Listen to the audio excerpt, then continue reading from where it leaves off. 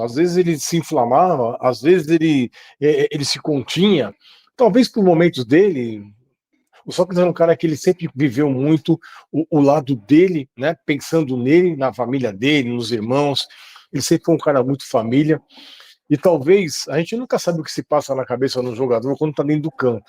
A gente sabia da responsabilidade dele, sabia da criatividade dele, sabia que em algum momento, quando ele caía nos espaços vazios do campo, que ele estava parado, quando a bola caía no pé dele, saía alguma coisa. Então, ou seja, de repente ele precisava dentro do jogo, mesmo naquela dinâmica que é o futebol, mesmo naqueles gramados ruins, se você pegar os finais de 82, de 79, horrível, Morumbi terrível, cheio de buraco, e você dominar uma bola como ele dominava e fazer o jogo fluir como ele fazia, o toque de calcanhar, os dribles curtos para um cara muito alto, mesmo assim ele tinha essa capacidade. Então eu acho que ele procurava mesclar. Ele dava o time, olha, eu fiz, estou frio, porque eu sei que tem coisas mais importantes para se resolver dentro do campo, além do gol, além da sua explosão. A explosão fica para a torcida eu te entendo. É quando ele dizia, várias vezes, né, e talvez seja esse um dos grandes canais de ligação entre ele e a torcida, é que ele entendia que a torcida do Corinthians era uma voz daqueles que não tinham condições de falar. O nosso chefe Gastão, barrado pelo Márcio, mais ou menos, sabe? Não tinha como se expressar, não tinha como falar, e de repente, ao mesmo tempo que ele se continha, ele exaltava, ele citava a importância da torcida do Corinthians. Então, ele era meio controverso nesse aspecto, então ele fazia a torcida pensar. E quando não, de repente, no lance do acaso, ele fazia um gol e saía explodindo. Então, vibra mais. Estamos dentro do campo, estamos correndo para vocês. Então, eu acho que ele também sentia a atmosfera da arquibancada, né? Hoje ela está muito modificada, Gastão. Hoje eu acredito que o Thiago, Gastão e o próprio Gabriel, está muito modificada. Hoje é um cenário diferente. Por exemplo, ele nunca viu o que aconteceu em Brasília. Até porque ele parou, isso começou em 87, mas começou ali com os Gaviões, um grupo pequeno, que foi se espalhando e hoje tomou um negócio, uma proporção absurda, que já atravessou as fronteiras do mundo, aí já foi para outros lados do mundo, esse fenômeno que é esse comportamento da torcida corintiana. Então, é por isso que eu falo, eu acho que o Sócrates, com toda a categoria que ele tinha, com toda a inteligência que ele tinha, ao mesmo tempo que ele começou a entender a torcida do Corinthians começou a entender ele também. No começo, essa cobrança, né? No começo, essa questão, mas depois, acho que foi um dos casamentos mais perfeitos, porque era uma mudança de era uma saída de uma fase terrível, de um jejum enorme, que só quem viveu, né, sabe o que é isso, para um outro cenário, em que ele queria mostrar que sim, torcida do Corinthians, você pode vibrar sempre, mas deixe que nós pensemos o jogo, deixe que nós façamos o jogo, para que vocês sim possam vibrar. Então ele tinha esse misto, sabe, esse misto desse comportamento dele, que muitas vezes, às vezes calado, ele já dizia muita coisa. E ele tinha uma leitura, né, da torcida e do clube, né? Ele sabia onde ele estava, né? Como o Rui já disse aqui. E ele sempre foi muito honesto. Ele sabia do papel dele, né? Isso. Ele sabia da importância do papel dele.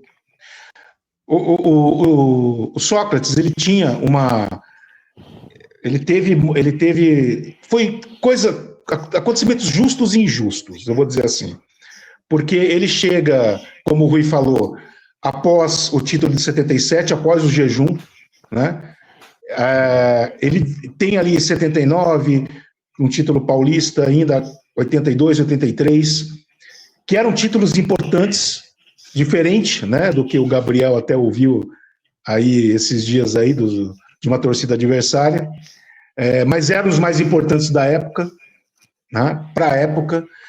E o Sócrates, ele tinha nesse jeito todo dele de encurtar espaço dentro de campo, ele ter recursos para contornar o problema dos gramados ruins, que o calcanhar foi um desses recursos que ele usava, né?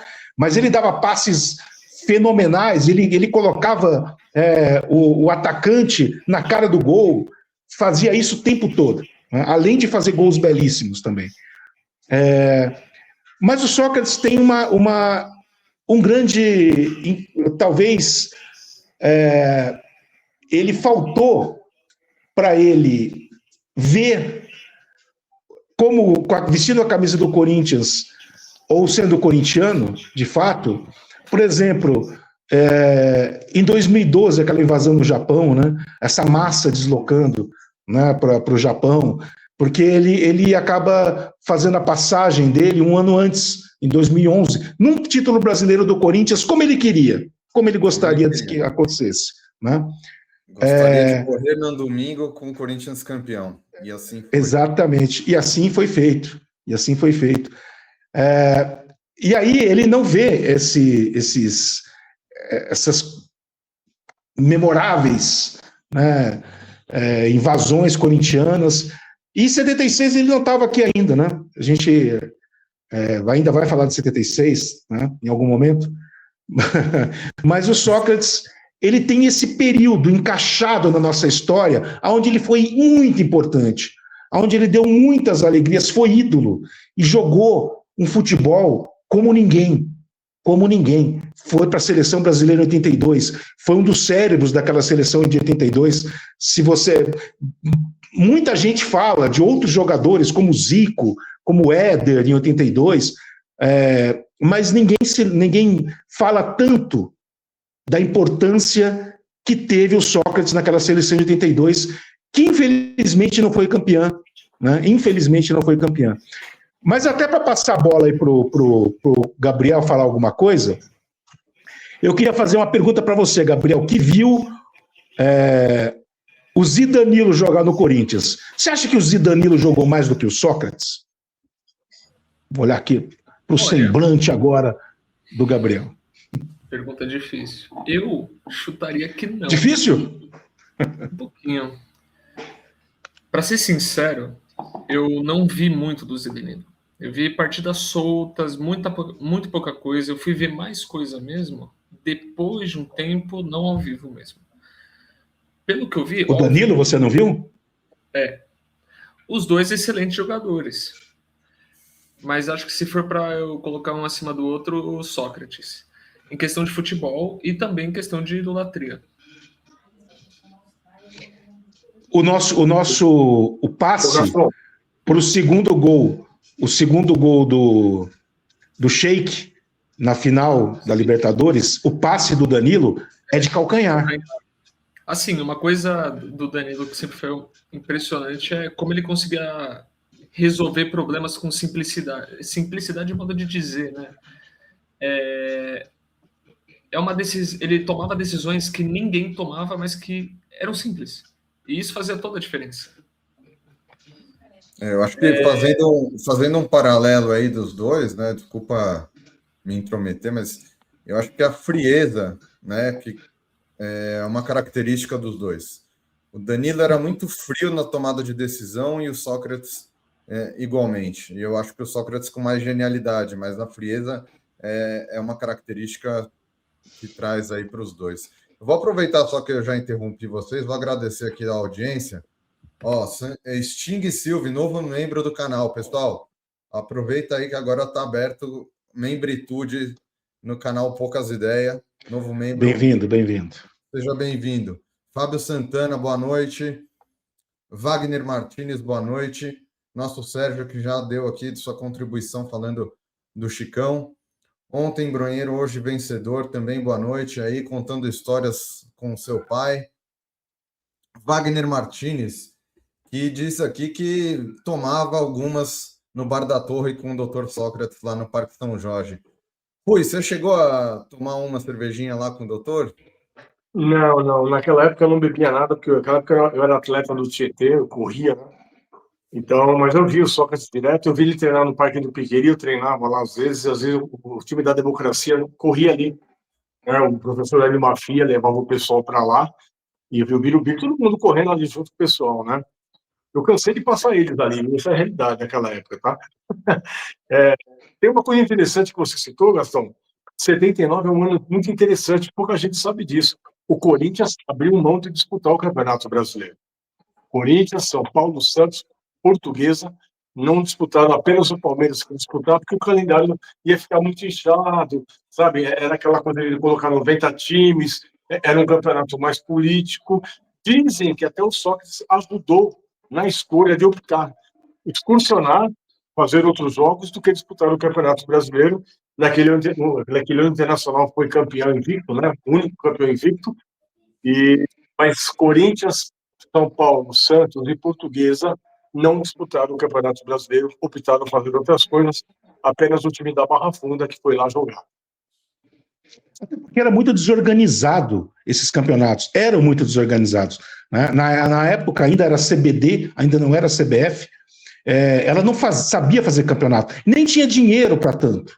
A verdade é essa. E os clubes não queriam, porque também o custo de viajar, não tinha premiação, o custo de viajar para outros estados era alto, era low. Por isso que eu digo, viu, Gabriel? Alguém falou hoje para você aí, cuidado com essas amizades, hein, Gabriel? Te digo, cuidado com essas amizades aí, se não são corintianos, hein?